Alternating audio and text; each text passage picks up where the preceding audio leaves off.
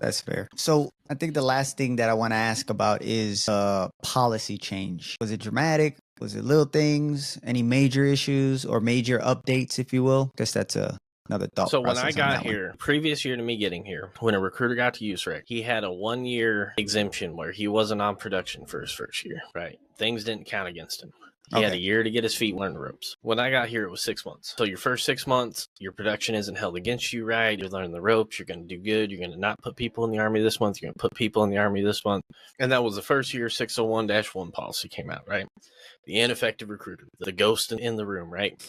So to keep it short, right, the first policy was you're on 11 contracts a year and 1 contract a month, right? Mm-hmm. It was a double standard. So in total, you had to write 11 contracts a year at a minimum. So it's really great, right? Everybody hears that because, cool, if I write 11 contracts from October going into November, I'm done for the year. Pump the brakes. Remember, now you're on for 1 a month still. So you put 11 in by November, and then come January, you don't write one. And it was on a month-by-month basis. So if you didn't write one in January, you got canceled. February, got canceled. Next month after that, because months are hard, got canceled. Now you're on your last... Wait, hold on. So you're telling me that if I let's say out of a 12-month period, right?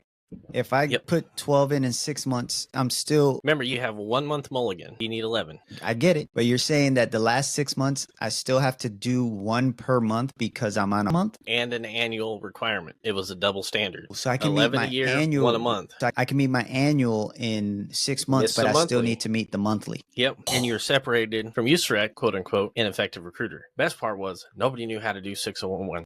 Legal was kicking packets back left and right because there wasn't training records. You didn't do enough for the soldier, right? So nobody was getting 601. Even the dudes that volunteered were like, I'm taking this shit off because initially they was like, hey, if you don't want to be here, let us know. Deuces.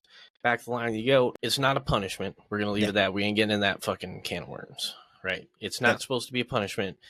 Your NCOR is not any different if you leave early, right? Instead of a 12-month, it's a 9-month, right? Nobody's typically going in there and this dude sucked at a fucking recruiter, right? You still get top blocks, maybe not MQ, but you get it fully qualified, right? Everything's good to go. You still get a PCS award. Thanks for playing. Have a nice time. Go back to where we came from. And then the common sense fairies showed up. So then FY 25 rolled out. New 6011 policy. Lots of sweeping changes into verbiage and language and stuff that we don't care about. Big change. The monthly requirement went away. Now it was a 1 standard. You were on 11 contracts a year. Judged on a quarterly basis. So you go through first quarter, right? You get your 3 contracts.